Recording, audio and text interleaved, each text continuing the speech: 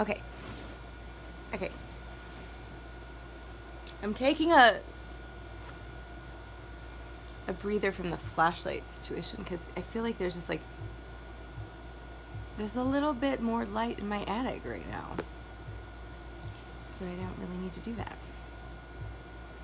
My hat. Before I start, just a little reading. Okay, sorry. Loud. I want to say I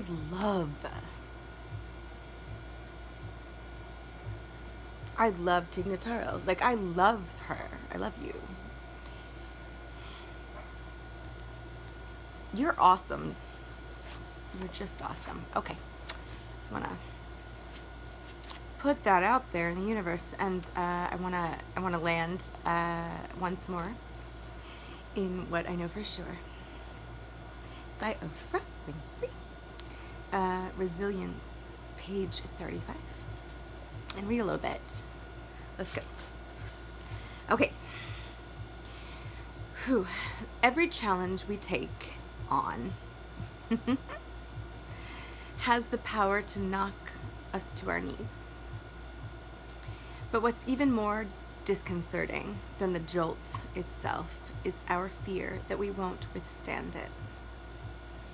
When we feel the ground beneath us shifting, we panic. We forget everything we know, and we allow fear to freeze us. Just the thought of what could happen is enough to throw us off balance. What I know for sure is that the only way to endure the quake is to adjust your stance. You can't avoid the daily tremors. They come with being alive.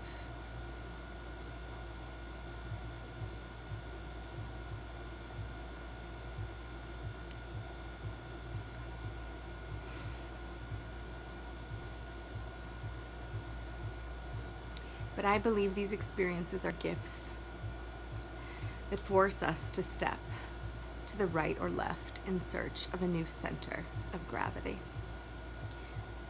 Don't fight them. Let them help you adjust your footing. Balance lives in the present. When you feel the earth moving, bring yourself back to the now. You'll handle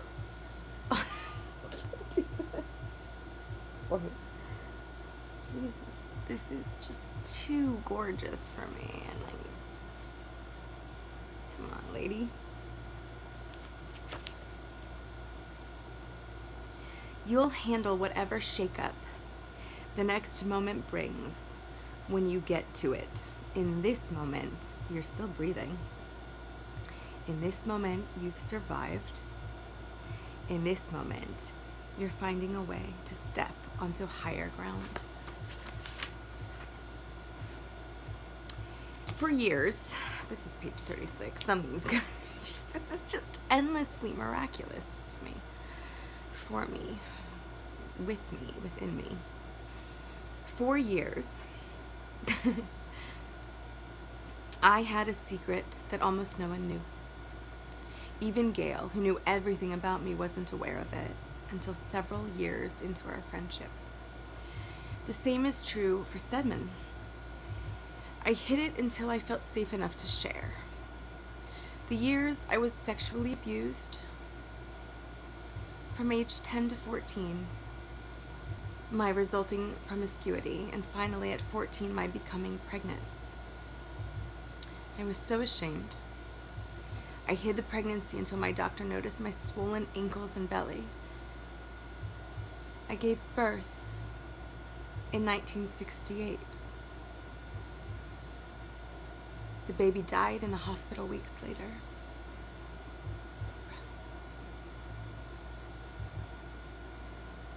My heart. I went back to school and I told no one. My fear was that if I were found out, I would be expelled. So I carried the secret into my future, always afraid that if anyone discovered what had happened, they too would expel me from their lives.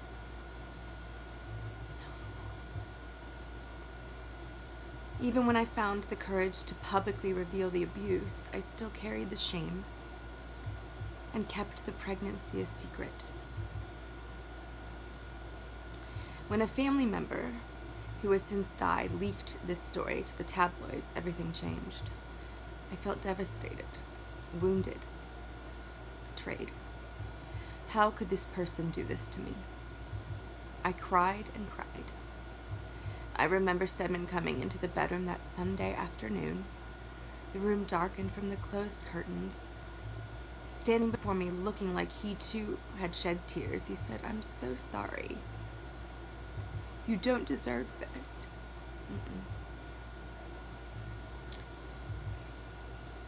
When I dragged myself from bed for work that Monday morning after the news broke, I felt beaten and scared. I imagined that every person on the street was going to point their finger at me and scream, "Pregnant at 14, you wicked girl. Expelled." No one said a word, though. Not strangers. Not the people I knew. I was shocked. Nobody treated me differently. For decades, I had been expecting a reaction that never came. I've since been betrayed by others, but although it's a kick in the gut, it doesn't make me cry or take to my bed anymore. I try never to forget the words of Isaiah 54:17. "No weapon formed against you shall prosper." Every difficult moment has its silver lining. And I soon realized that having the secret out was liberating. Not until then could I begin repairing the damage done to my spirit as a young girl, 38. I realized that all those years I had been blaming myself. What I learned for sure was that holding the shame was the greatest burden of all. When you have nothing to be ashamed of, when you know who you are and what you stand for, you stand with wisdom.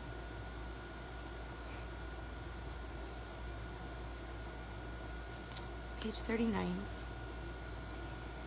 Whenever I'm faced with a difficult decision, I ask myself, what would I do if I weren't afraid of making a mistake, feeling rejected, looking foolish, or being alone? I know for sure that when you remove the fear, the answer you've been searching for comes into focus. And as you walk into that fear, you should know for sure that your deepest struggle can, if you're willing and open, produce your greatest strength. Page 40. Oh dear. Have you ever come across an old picture and been instantly transported back in time? To the point where you can feel the clothes that you were wearing.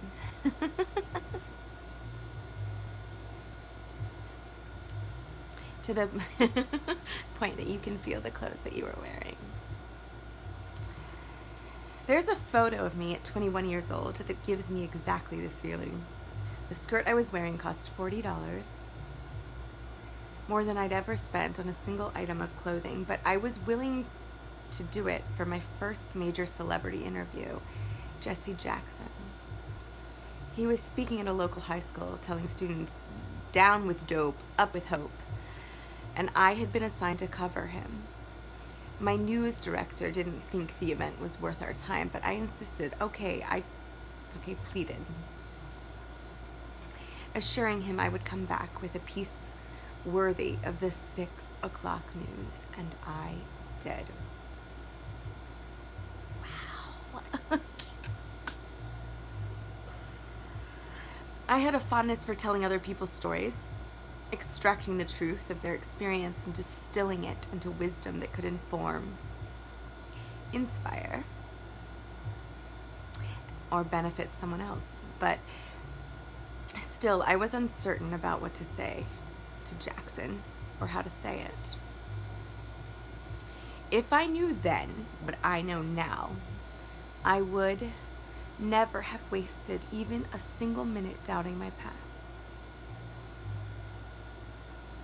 My goodness. This is so glorious.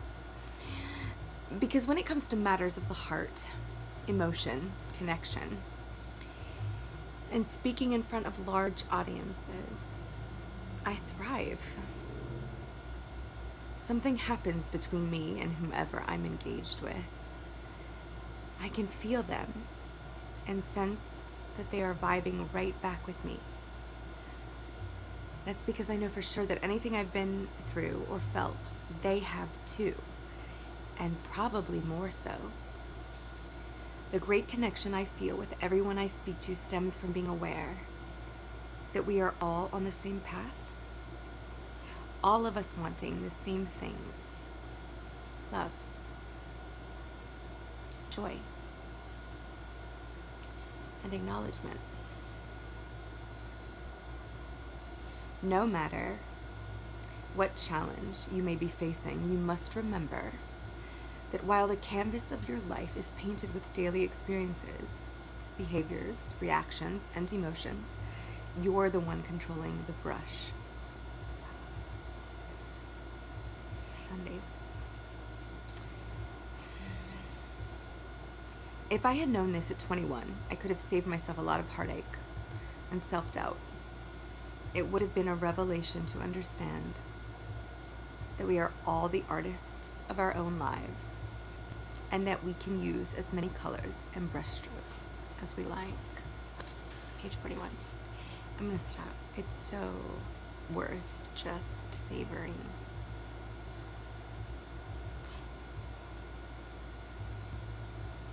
Wait a minute. Maybe we should go to 42 and 43. Uh-oh, because I can't close the book. I can't do it yet. Oh, shit. Okay. 42 and 43, and then maybe I can close the book for today.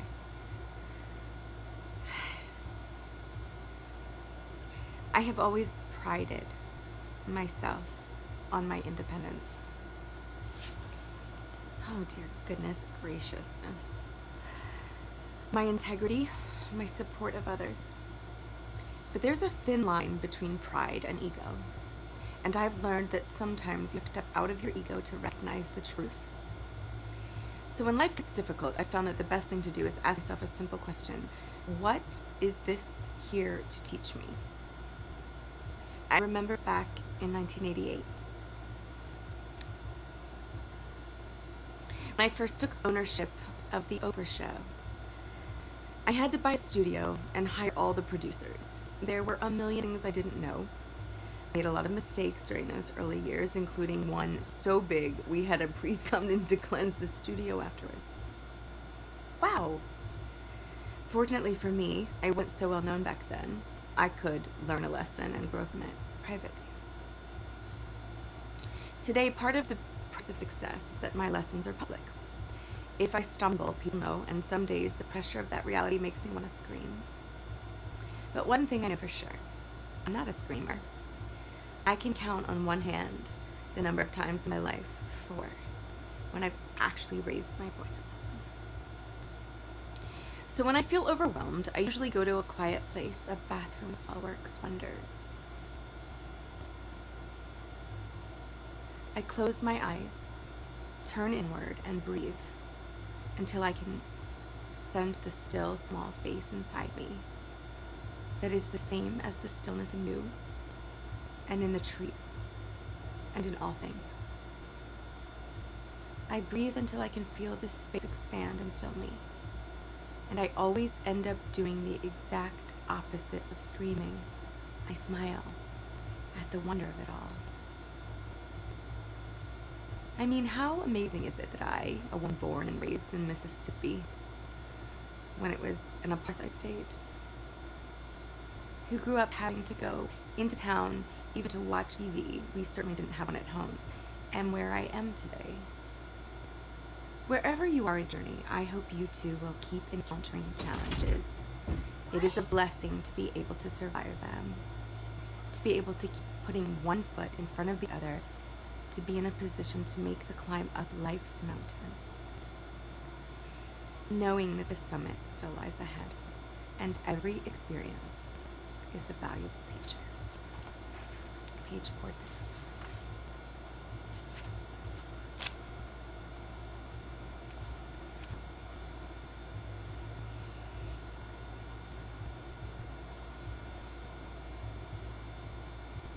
This is so exciting.